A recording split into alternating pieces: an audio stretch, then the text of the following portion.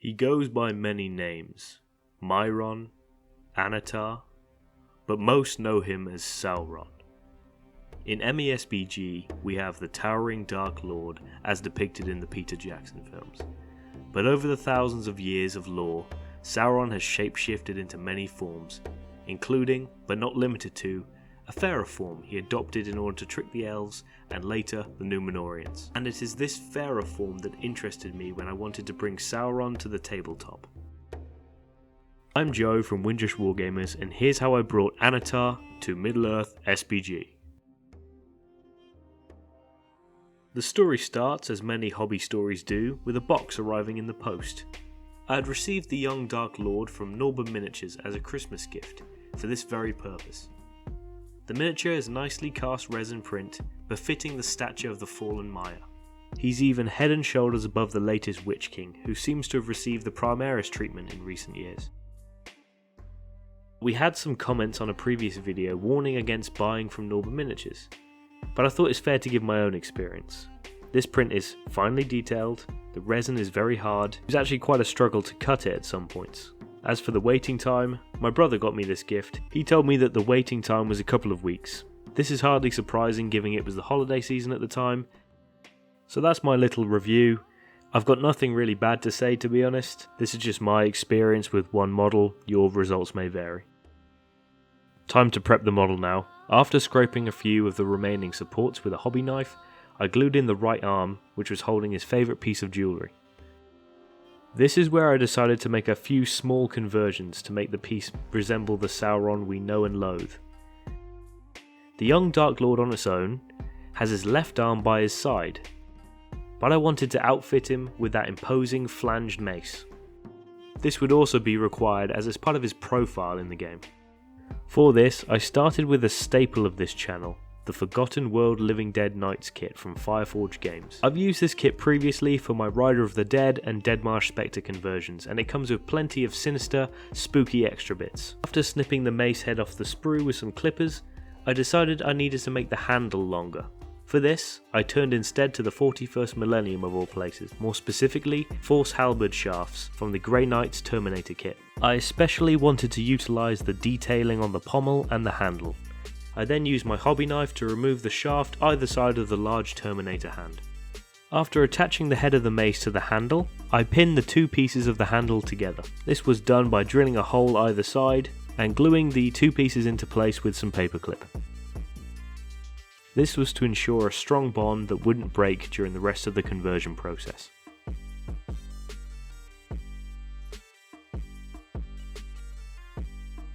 Happy with the shape of the mace, I then checked it against the miniature for scale. Next, I had to think about basing. How else could you possibly base a legendary figure like Sauron other than standing him on a big rock? I used cork coasters from IKEA glued in layers to build up the rock gradually.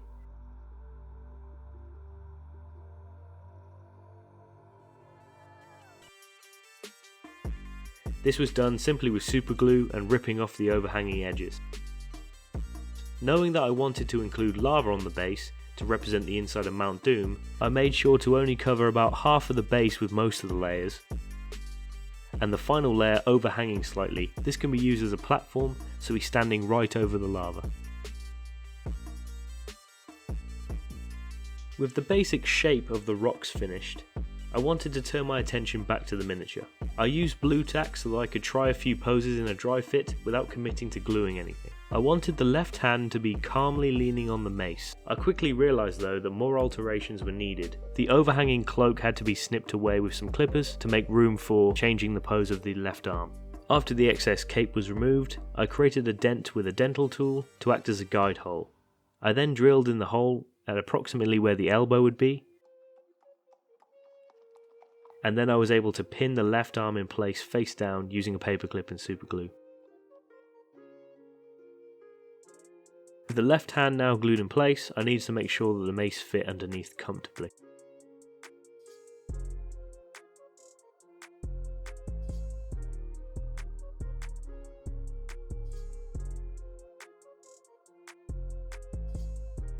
With the pose completed, I needed to cover up some of the parts that had been hacked away previously. Using dental tools, I applied green stuff to cover the exposed pins by sculpting some sleeves. The sleeves would also break up the dark armour later on. As well as this, I mended the cloak that I had damaged earlier by giving it a more rounded and natural appearance. The shapes were then smoothed down with a rubber tip clay shaper and were left to cure.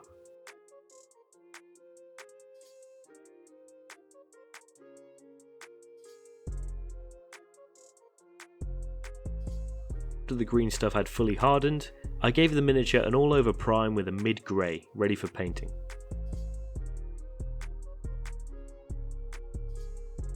The primer would allow the paint to stick to the miniature, but in this case it also brought out all of the detail of that 3D print.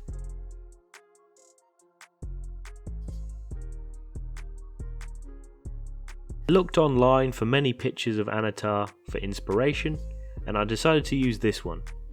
I'm not sure where this comes from, but I think it might be from Lord of the Rings Online.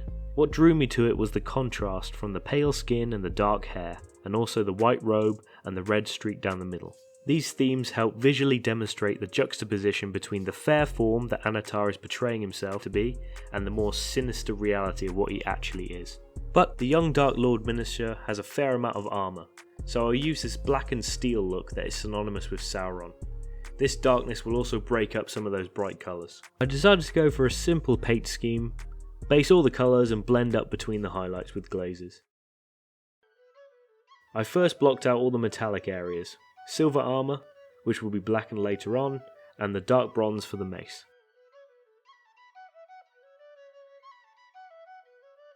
The hair was then base coated with a darker grey, and the skin was base coated with Kislev flesh. I thinned down the dark red so it would apply smoothly, and I applied 2 thin coats to the loincloth. After basing the cloak in a very light grey, I started the highlighting process. First, I picked out the individual strands of hair with a mid-grey.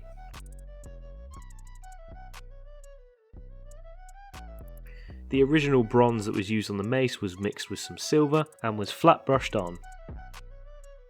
The armour was then highlighted with a very bright silver. Mixing the dark red from earlier with Wild Rider red, I picked out the raised areas and the edges of the loincloth. I applied a brown wash to the face. I wanted the skin to be cold, so I didn't use the flesh wash. And the cloak was then highlighted with an off-white. The flesh was highlighted with a 1-to-1 mix of Kislev flesh and white. This was just picking out the nose and the brow and the forehead.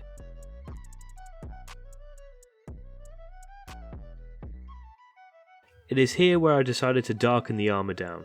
I applied a glaze of thinned down Black Templar contrast all over. This tinted the armour dark, but also it settled in the recesses and added some shading.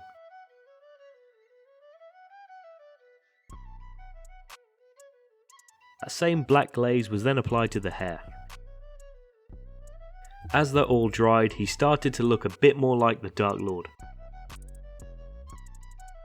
Basilicanum Grey was then used on the mace to give it that darkened steel look.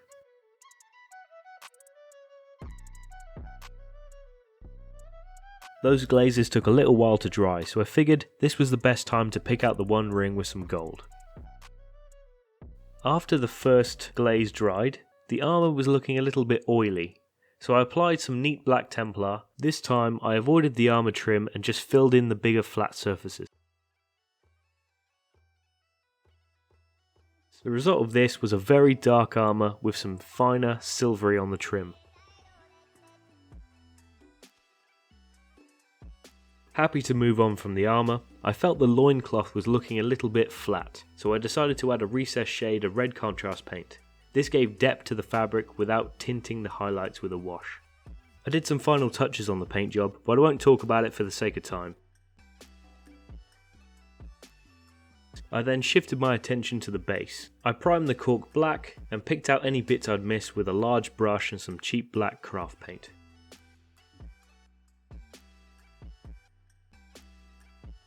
before gradually working up through grey dry brushes, progressively lighter and lighter, picking out the raised corners.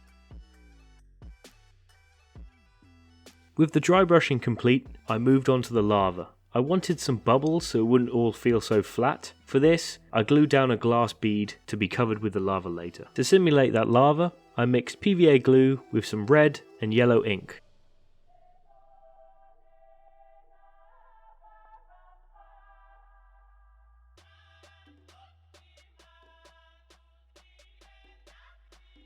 When mixed together, this made a thick, gloopy, bright orange liquid that could be coated all over the remaining areas of the base.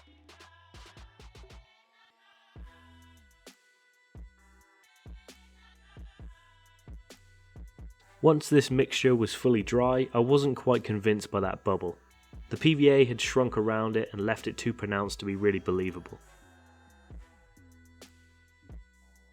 I removed it with a pair of pliers, and to my delight, the removal of the bead left a fairly believable popped bubble effect.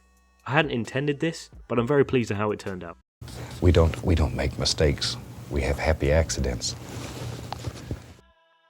I then needed some heat glow to really sell that lava, so I applied progressively brighter layers of paint, mixing between orange, yellow, all the way up to bright white. Every layer was applied in an increasingly narrow space to make it seem like the middle of the lava was white hot.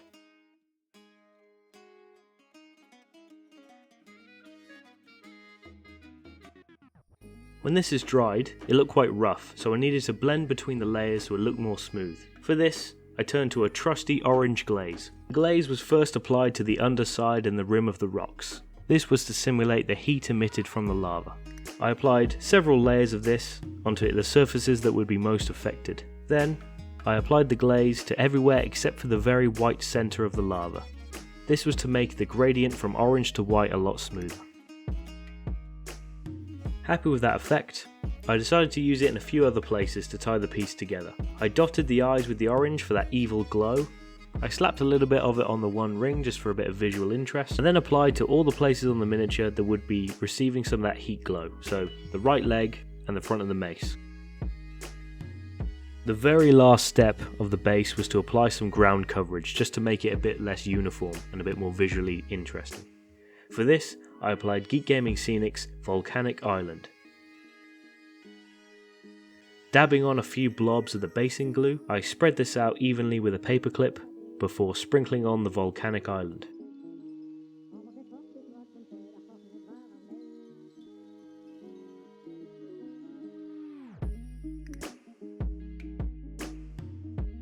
Once the glue had dried, all that was left for me to do was to remove the Dark Lord from his mounting tape, drill a couple of holes so that I could pin him in his rightful place atop that bubbling lava.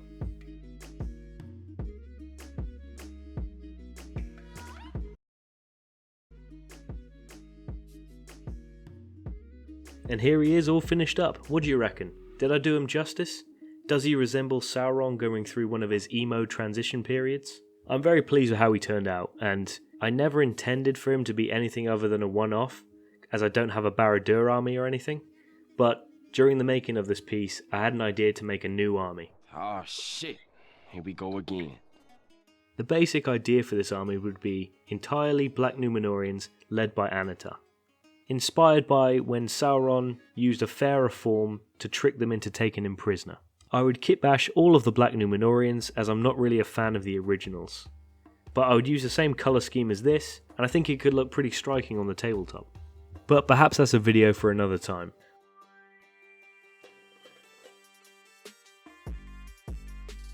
Well, all that's left for me to do now is thank you very much for watching. Let me know in the comments below if you've made an Annatar or an alternative Sauron yourself, in any different form, as well as literally any other comment you might have.